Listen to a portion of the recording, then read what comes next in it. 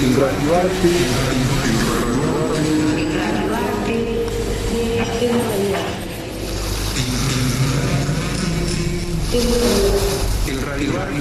es la invitación que se le hace al receptor, al oyente que escucha, a que pueda configurar un escenario propio. Se apela mucho al aspecto subjetivo del radialista, la persona que elabora esta pieza. Debe ser armónica, es decir, sonar bien. Es un género totalmente libre en su construcción. Totalmente libre en su construcción.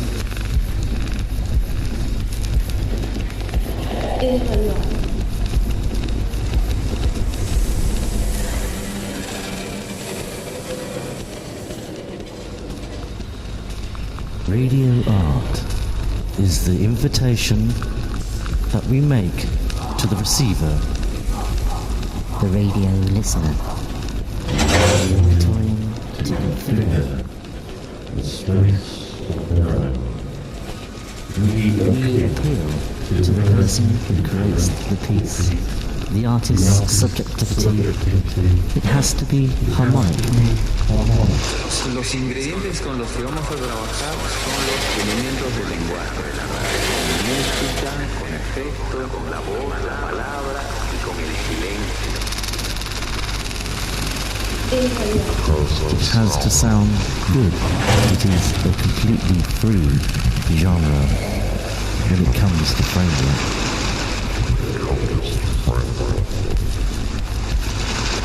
Música, con efecto, con la voz, la palabra y con el silencio. There is no rigid diagram or structure that allow us to design radio art.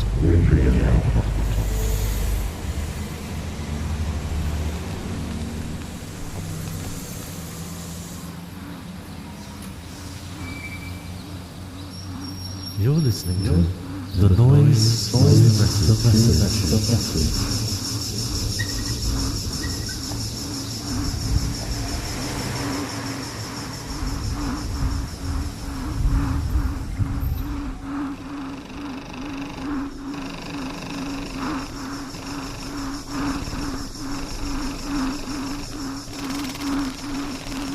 Para una mejor escucha, recomendamos el uso de auriculares.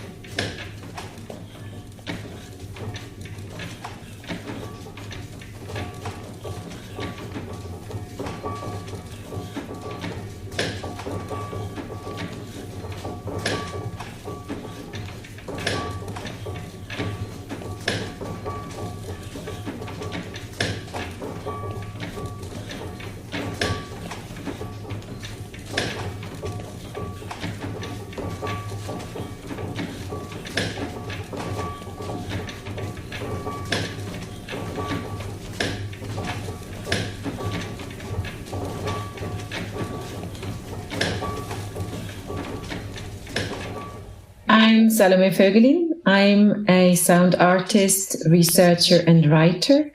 My interest is very much diffuse, disorderly, unrecognizable, and unorganizable nature of sound that does not sit on a canonical line, but makes a fuzzy geography, makes a fuzzy materiality that theory forever tries to grasp, but in its grasping always actually excludes. And so my interest in writing, but also my interest in working, is to get hold of, make thinkable without grasping, without silencing that very materiality that sound offers us, to rethink the world, to rethink gender positions, racial positions, to rethink knowledge in its plurality and connected sense. So very much using the relational, what I appreciate as a relational dynamic of sound, and as a disordering materialization of sound, to give us a different point of view and a different perspective on the world. 3.5 times, about 80 to 90k. A big one, 330k. Groceries and household essentials, fuel, taxes and housing. That is a very weird question. I gotta think what you mean. I perceive, and I just try to think what I think you mean, which is interesting in itself, because I think one of the perceptions of sound is exactly its inaccuracy and its unreliability. So we have this idea that if I talk to you in a language, and we're both not English native speakers, but say even if we were, there is the sound in what we say that makes our conversation almost impossible, in an exciting way, unreliable, uncertain. And we cannot be sure whether we really actually understand each other. And that is, I suppose, exactly my perception of sound. My perception of sound is a perception of doubt and of generation, where we have to generate what we perceive and we become ethically responsible for what we perceive. Because we cannot just say, oh, it's that over there, and we talk about that over there, and therefore we don't have to take responsibility of what we pretend we see. And in sound, unless we talk about musical sounds, oh, can you hear that A, can you hear that E? That goes out of the window, and we really have to negotiate the sonic reality and the sonic perception. So I suppose, in one word, sonic perception is the unreliable and the renegotiation of a contingent reality. Can't, however, economically secure a massive, warped, childish label, engage in the validity, explaining how, why, without ever explaining. But here goes anyway.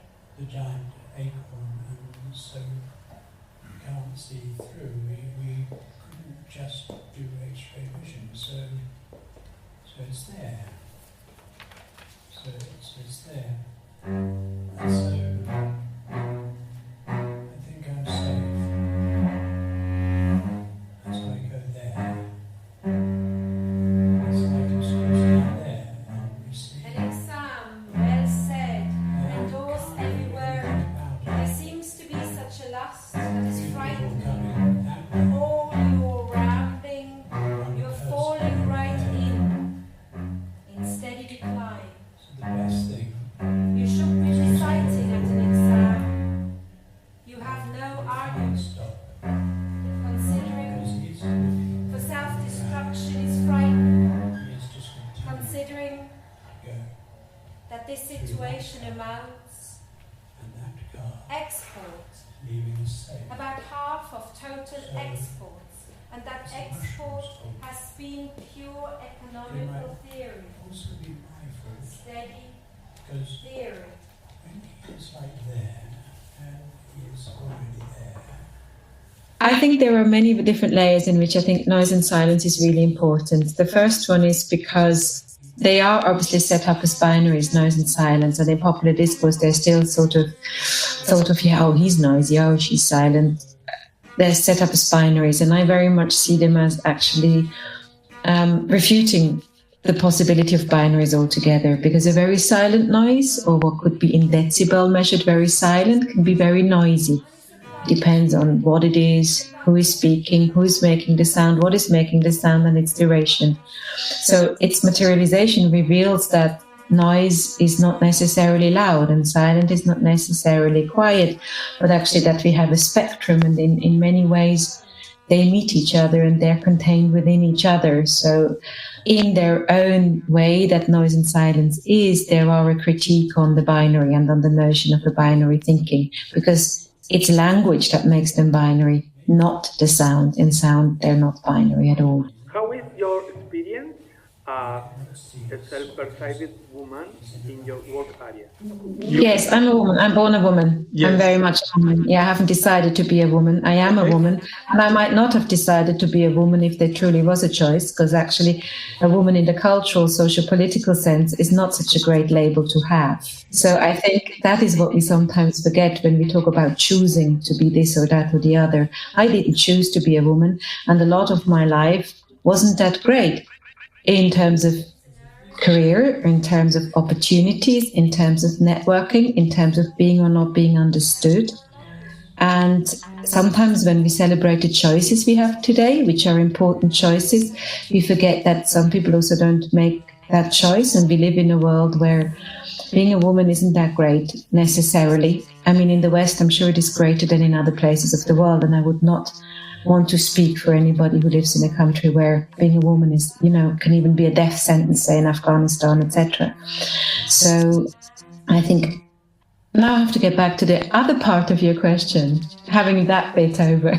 Sorry, that's just important to me, because I think it's great to celebrate choice, but in any neoliberal system, choice sometimes really masks non-choice and the problematics of non-choice, because we celebrate what we can do. And that's a very neoliberal celebration. It reminds me of Tony Blair and his whole era of, we will have choice what school we go to and what we do. And you think, well, hang on a second, it's not that easy. But there was another bit to your question. Can you repeat that for me? How is your experience as a self-private woman in your work? Okay, my experience as a woman in my work area is sometimes difficult to describe. I very much value as I get older, and as I got older, I have very strong feminine female networks that took a long time there to build. It took a long while for people who are at the margins of sound to find each other, or at least for me to find them, and for me to gain a voice with them and in conversation, which isn't very easy, because if the mainstream is white and male, and you feel to get a position, to be understood, you need to fit in there. And obviously when you're a young woman doing sound, and also I work between academia and the art world, these are institutions. The art world is an institution, academia is an institution. There is a blueprint of how you are to succeed, which is a white male blueprint. And as you are new to this stuff, you have to assume, or you naively assume, that the way it's done there is the way that it's supposed to be done. So in the first instance, you try to fit in and you try to understand why maybe there are corners and edges that you can't quite negotiate and maneuver, and why do you see the world differently? Why don't you see it exactly as it is given? And it takes a lot of time and energy to first of all figure out the problem before you can do anything about it. And I think that is one of the big disadvantages of being a woman and thinking as a woman and feeling as a woman and being brought up as a woman, because it is a social-political construct, what a woman is. And I think so you have to actually first get a hold of this position and what it is, and try to make it your own, how you want to be a woman, which isn't that easy, frankly, for various reasons. It simply isn't. But as I get older, I'm obviously also more secure, and I had some wonderful female mentors in my life who I met and who really helped me in how they lived being woman in this sort of sonic world of white masculine persuasion. And then obviously now the hope is that I can be such a mentor too to younger women, and that I can relate to women, and I can write about women and generally more broadly about authority, because obviously that position of not quite fitting in, and not even because you're almost like that. So why not quite? It's almost harder than when you're really not like that, and you can recognize from the beginning, because you put it all on yourself. You think, I haven't achieved this because I'm just not good enough, rather than because I work differently. That takes a huge amount of work and of understanding and of time to get to that point and to start value the way you work yourself. And by that time, obviously, most men have overtaken you, if we see it as a progressive scale of career making or of income or salaries, etc.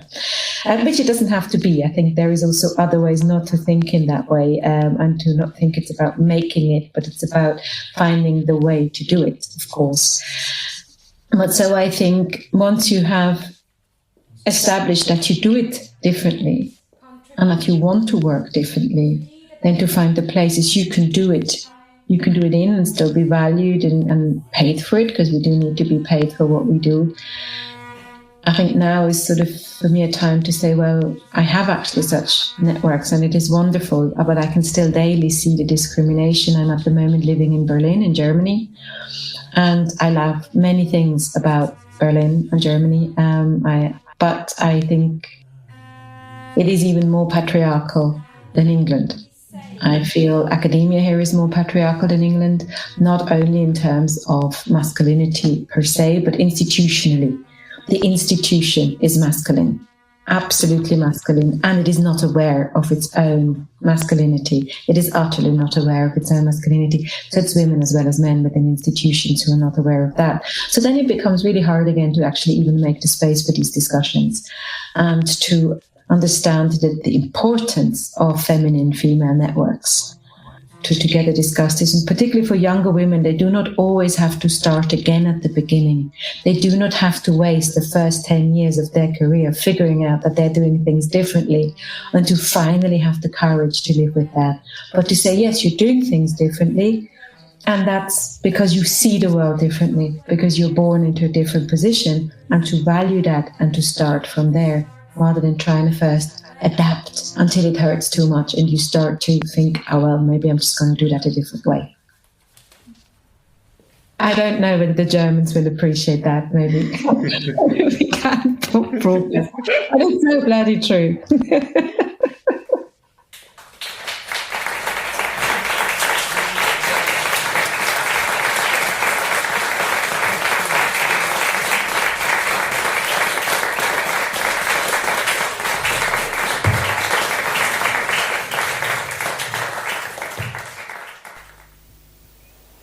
Well, when something like an earthquake happens, you get movements of meters at a time, within seconds or parts of seconds.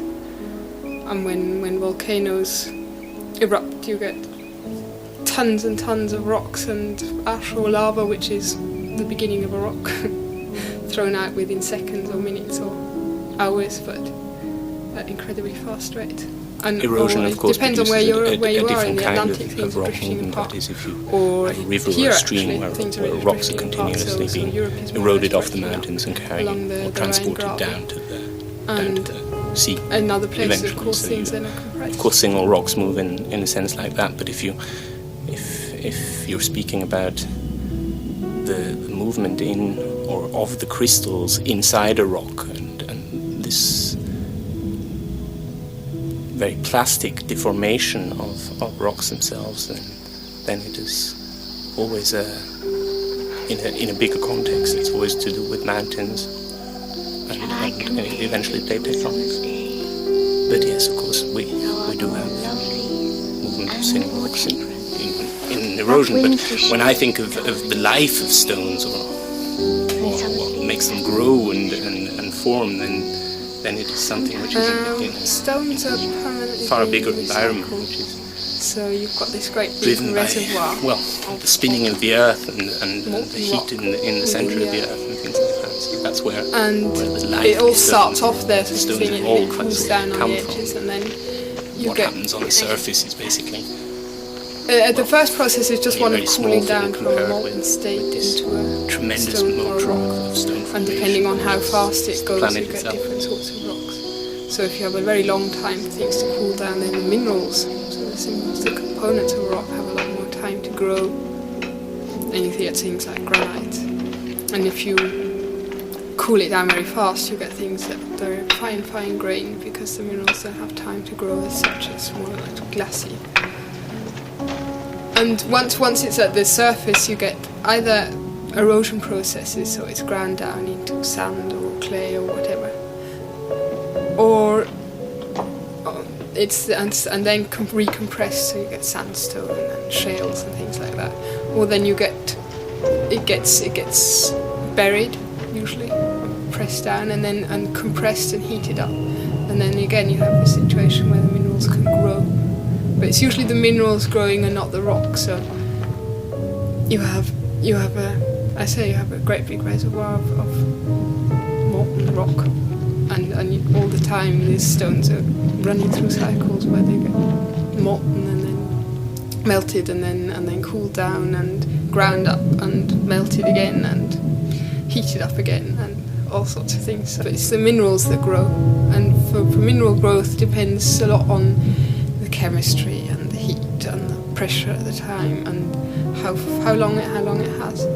So if you get great big rubies or diamonds or something, they're things that grew under special conditions, so they had a lot of time and they had the right sort of components available, and that's what you get in the end. It's just a cycle of processes. You get a bit of dust, cosmic dust, that falls onto the earth, but that starts off as dust, so it probably enters the cycle at some stage, but usually yes, I think it's always the same. Although there are some rocks where you can tell part of the story. So a sandstone, you know, it must have been ground down, and you know it must at one stage have been, the sand must have come from somewhere, and then it was ground down, and then it was recompressed, and you get your sandstone. And there are some, for instance, metamorphic rocks, or rocks that have been heated up and compressed, where you can see different stages of metamorphism, where you can see if you've got a heating up, great deal of activity, which means that a lot of rocks get pushed down and then get lifted up again, and you get very high-grade metamorphic rocks or is different deformation. You don't tend to get that as much, but of course as soon as it's melted volcanic rocks into lava that have just come up and perhaps been covered up a bit and has very, very low-grade metamorphism, but not much more. You do get higher in some places, but not as a general thing, not in the same way you do in other mountain ranges, and I'm not sure anyone really knows how it's happening, which is fascinating. And what we're trying to find out is when which movements occurred and how much uplift was going on, and then leave some of it to the geophysicists to find out why things were lifted up, because it means you must be, because you're not shoving things together, it means that things must be happening underneath, so where you can't see it. Meaning the planet down deep is extremely hot, that's why we have volcanism, and we have big, what we call convection cells in the deeper parts of the Earth, really understands the process. Hot material but the activity, is brought up to the surface. You can see the erosion going on, and because it's very jagged and rugged country. Continues horizontally along the surface, and on these convection cells we have what we call the continental drift. And as I said, you can also see that a lot of things haven't been where they were for millions of years. It must have happened in a very short time, geologically. But I mean, a million years is nothing to a rock, and I think it's quite impressive if you think moving 1,000 meters in a million years. You still have to calculate what that means, what kind of movement you're doing per year in that case. And then you can see things like the rocks are tilted, so the layers all dip to one side, and then you can see that after they were tilted, they were folded, for instance. And because you can see which rocks were tilted and which rocks weren't, you can sort of estimate an age of the tilting. It must have been, I don't know, 20 million years ago, 10 million years ago, something like that. Then it means that all that's happened since then has all been in that last sort of time space. So which means there's a lot of activity going on. And then there are things like volcanoes and earthquakes and everything you can see and feel very, very much.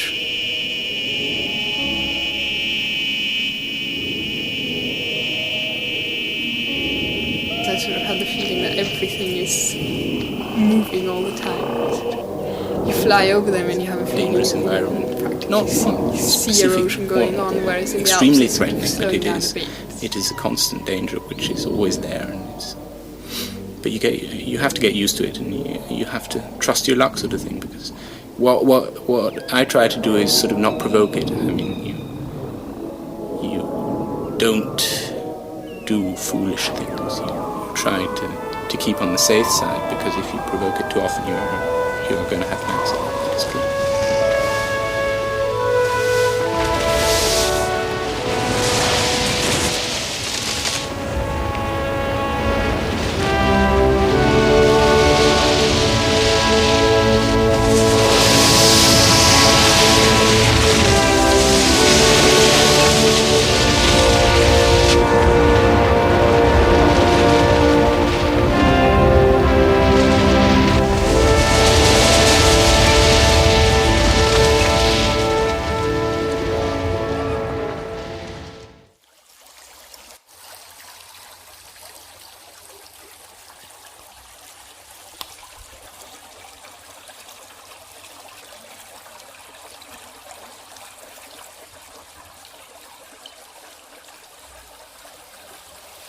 El ruido es el mensaje.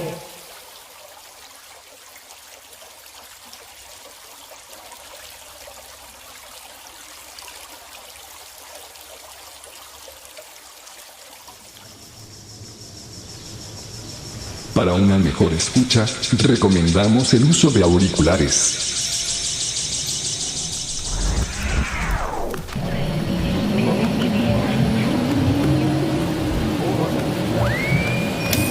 You're listening to The Noise es el mensaje.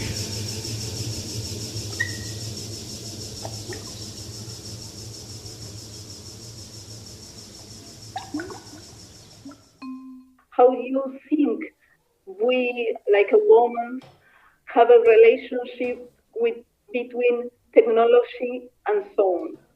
And how affect this in your work? So you're asking how we relate to technology and sound? Yeah. I mean, I wouldn't want to generalize, because I think the whole problem of our sort of white masculine hegemony comes from a kind of generalizing that is actually also very problematic for a lot of white men who might not fit into that image. I don't want to kind of just take my role as, oh, that's the only pained one. You know, I sort of see, you know, in young men suicide rates and in my own sound struggle, that actually becoming a man when that is the image you have isn't that great fun either. So I just want to, you know, put that in the room, that I don't want to generalize, but I think there is a particular, and it is a particular problem of how women and also girls, as we are girls, teenagers, when we first maybe have the desire to make sound and work with technology, are led and enabled and given these tools and technologies. Because if you do not have access to technology, or there is access, there are a lot of boys, teenagers who occupy it all the time, and you don't feel certain to move in there and say, oh, now I want to do can I have the computer this afternoon? I want to use if you have a little sound system at school, say, I want to use it this afternoon to try something out.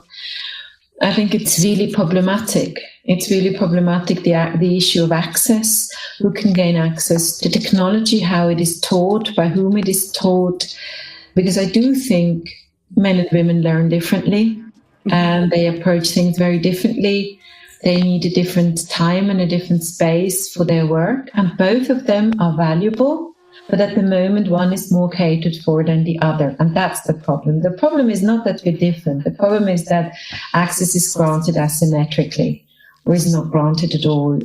And I feel that is a very important issue, and that's an issue when women are teenagers in high school or in pre-high school, and how they get introduced, the image we have of it, you know, say in music production and engineering, the endless images of men leaning on huge mixing desks and being photographed sort of, with this idea of that is the image of somebody who works with sound, that's the image of how you have to work with sounds. Of course, we don't find any reflection, we don't find any mirror image in that at all. And so I think the popular press has a lot to do with it, this how we are reflected in the world, what are these jobs, what could we do with sound, how could we make the world sound? And it's not only the image, it's also the music we hear. Well, do I want to make that music? I'm very surprised. My daughter, she's 11, and obviously now she's somebody who grows up with, there is GarageBand, there is all sorts of free software, she has an iPad, she does all sorts of stuff.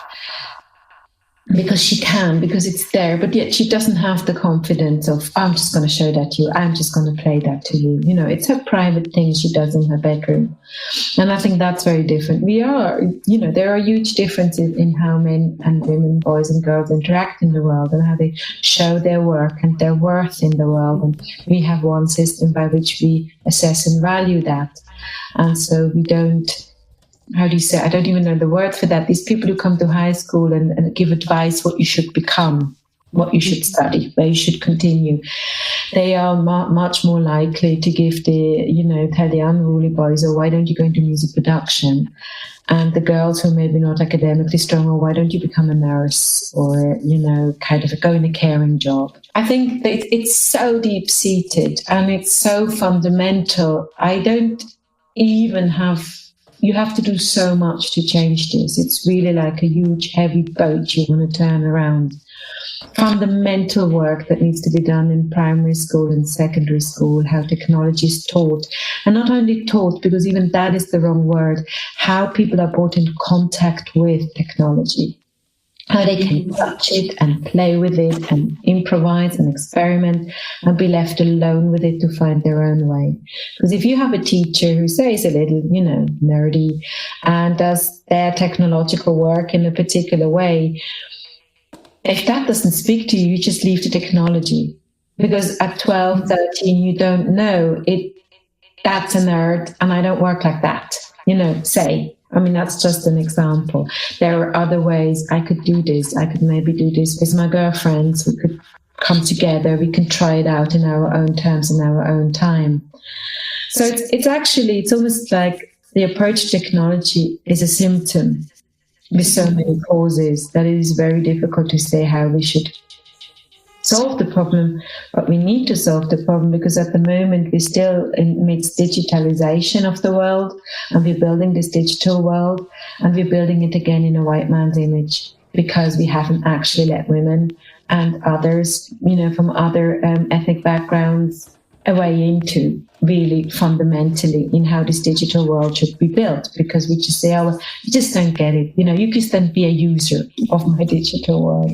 And we're building again what we've done in the physical world, in the digital world, again in a man's image, which we again won't be able to properly inhabit and function within. Mm-hmm. And I think that's it's a shame, but I have no solutions.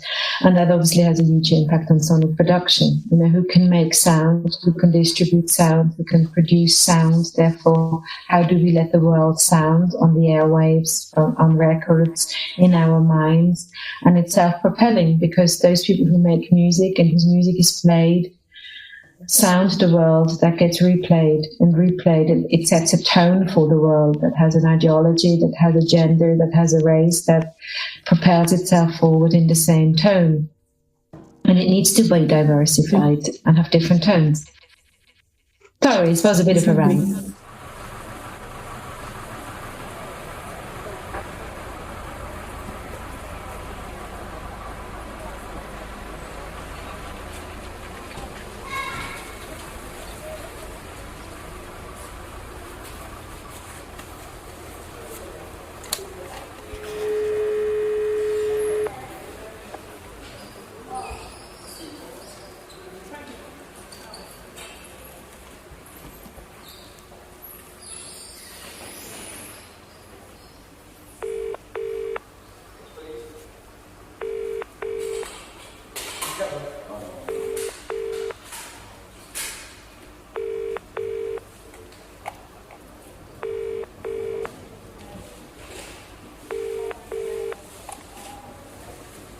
Hi, you've reached voicemail of Nick Slater, Director of Art.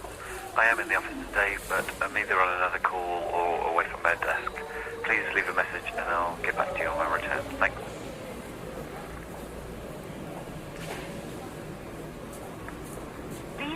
Well, steam railway not far from there.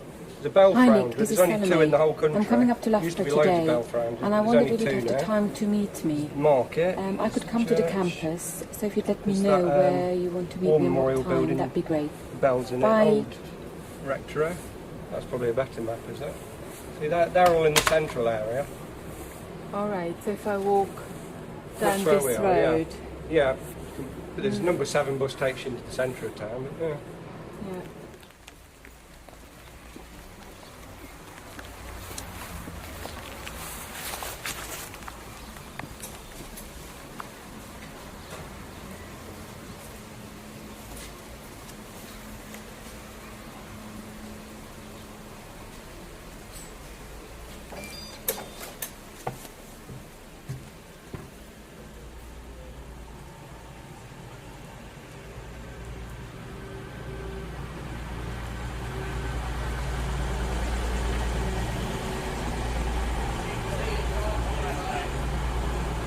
But why do you not like Loughborough? I don't know. Can't explain it, but and I like small towns. I originate from, well, not originate, but I live most of my life near Mountain.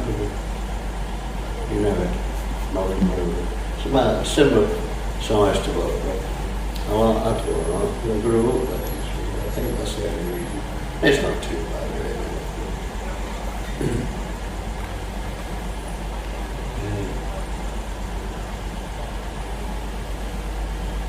Very good view today. Upstairs, yes, yeah. I mean, I'm a bit too small, but it's clear, isn't it? Yeah, it's beautiful. Yeah. It's a terrific view.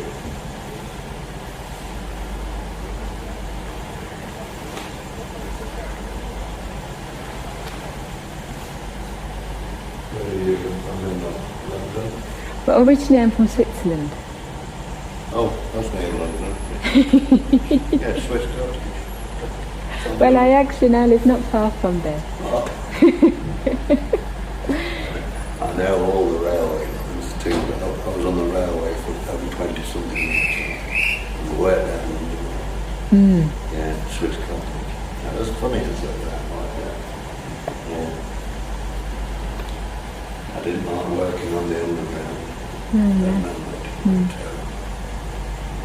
had to wait till the last train had gone through and to switch all the power off, and then we'd go in then. And the rats, I lived in the country, I've seen big rats in farmyards. No, I wouldn't bother. I didn't like it. It was nearly always a Saturday night shift when the last train had gone. Yeah. How long have you been in England? 15 years. 15? Yeah. I couldn't tell my accent before, was it? Really? Oh no, a lot of people have asked me. Yeah. Very well, I don't pick anything up like that. Yeah.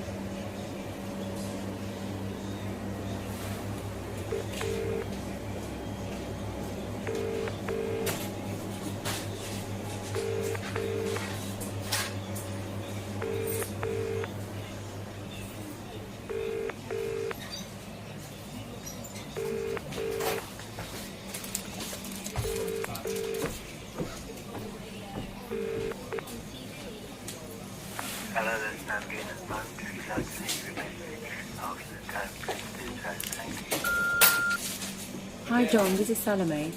I'm coming up to visit today. I'll be arriving at about 2. Would you have time to meet me at the station or maybe at Wheeler's coffee shop? Please get back to me. Okay, bye. Thank you. Thank you. Morning. Morning. How is your approach about these connections with artificial intelligence? And at the same time, the artificial intelligence the women have a different approach to the man, because a new way have other break in this, knowledge about this. Yeah. I sadly do not have a great knowledge of artificial intelligence. I mean, I don't have a technological knowledge of it. I understand it's the processes of self-learning, of a computer self-learning. And of course, that makes my alarm bells ring very much, because I sort of think, well, self-learning is a good idea. We all do self-learning, but we are taught by something, and what we are taught with is really essential. So if I'm taught, and I felt that particularly when I was taught in the sciences in school, but if you're taught by, it was really for me a total extreme example. I was taught by men most of the time science, and only for 2 years I had a woman, and my whole approach to the sciences and my whole marks, everything went up, and it was all much more, it was different because she had a different approach. She taught me differently, so I self-learned differently. And obviously, even if I'm a computer, who teaches me has an impact, because their worldview, their ideologies, their priorities, their value system will be built into what I'm being taught. And even though, yes, apparently, and obviously I have no understanding, eventually it becomes a self-fulfilling learning. But I think humans are exactly the same. You roll them off at a certain age in primary school, you orientate them, you sort of pitch them in the right direction, and then they will walk. Maybe for the rest of their life, like one of those wind-up toys. They will walk for the rest of their lives in that way, unless, say, they have a sort of an epiphany and a really important moment in their life where that will change. And robots are exactly the same. And so that initial orientation, that initial putting into the world and where we are guiding the machine to will still have an impact.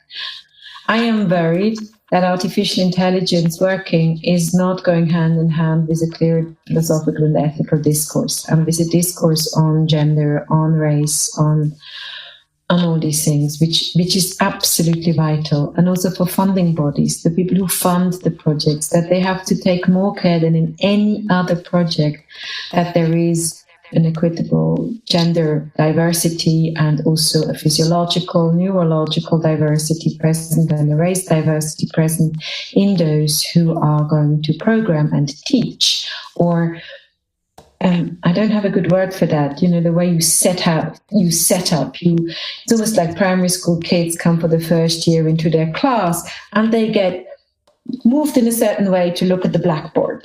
Yeah. And that's the way they will look, a lot of them, for the rest of their lives. And it's a scary moment, and a terrible moment, really.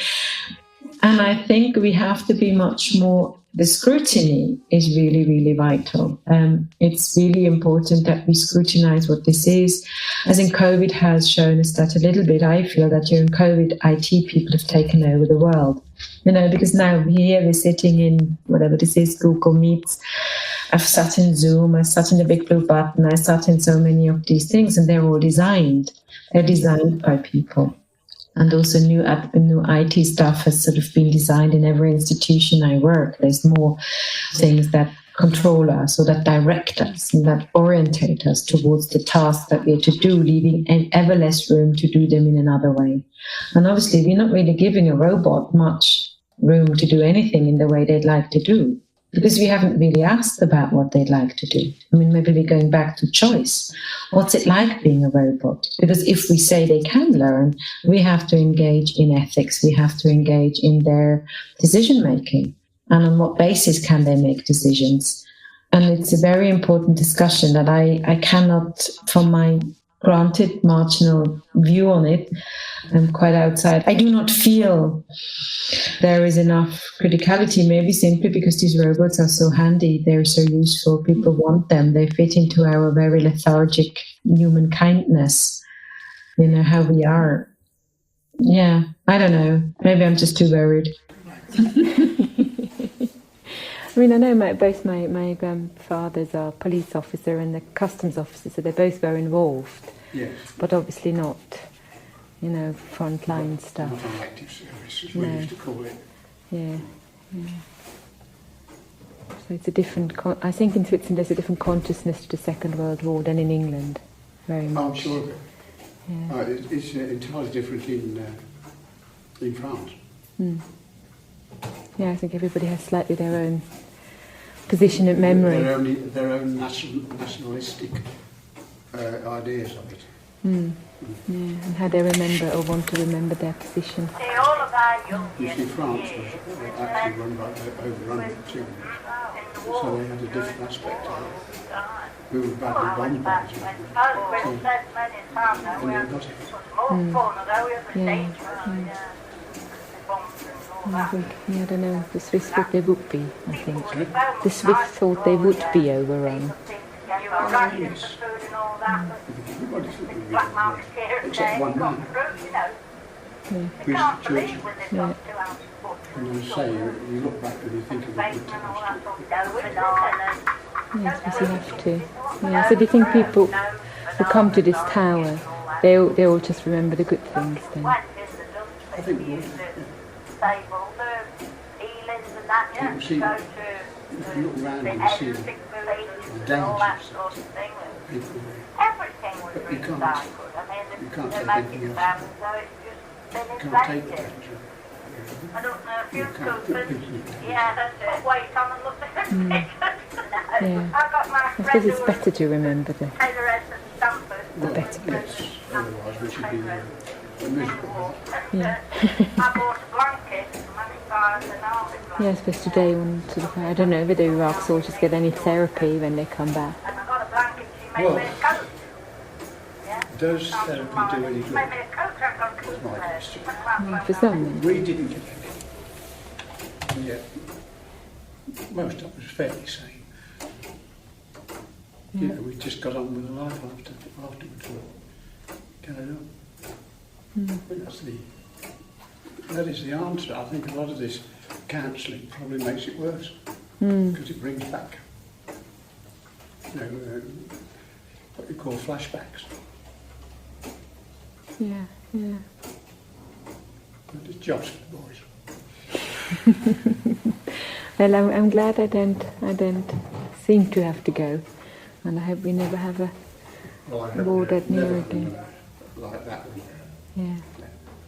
I mean, the one that's on in Iraq now is horrific, but it's not war as we knew it. I mean, war as we knew it were two armies fighting each other, but that isn't. It's just people fighting people. Yeah. Weird that. It looks as if it's a case of I'll kill as many as I can before they kill me. Yeah. And once again, most of it is religion. Yeah. Yeah, it's weird that.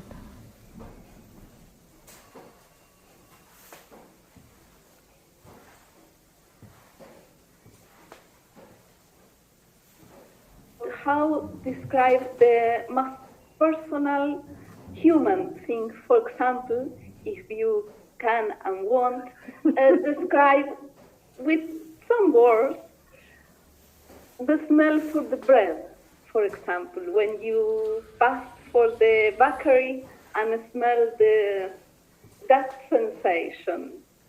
Can you explain with some words or have this description with your voice? Yeah, I don't think I can have such a description. Exactly, because of maybe that is the problem with an information society. All that other stuff that doesn't go into language, which is the point we started, Franco, in the beginning, is the non-understanding. All that stuff which sort of escapes language or which doesn't fit into language, because language is a terribly unreliable system and it's just overvalued,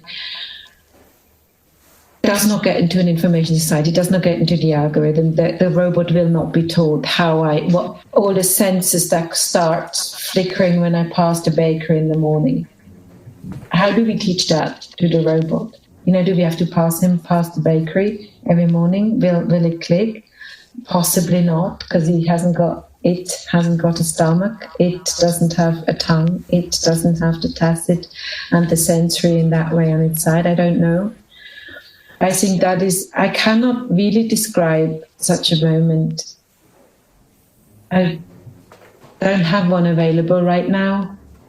But I know that is the problem, that they are outside language, and if we have to exclude them in order to have a functioning robot, we don't really have a functioning robot.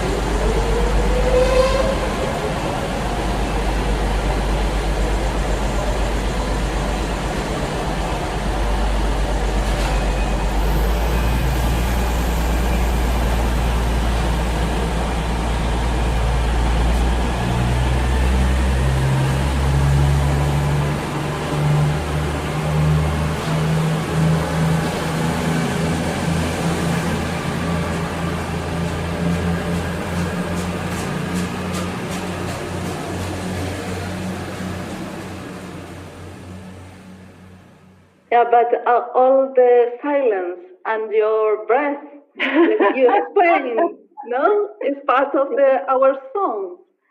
Thank you, and very good to meet you both. Really, really nice. Thank you. I really liked your questions. They made me think. Have a very good day. Speak soon. Bye-bye. Il rumore, qual era la, non me lo ricordo più? Il rumore è il messaggio. Il rumore è il messaggio. Il rumore è il messaggio.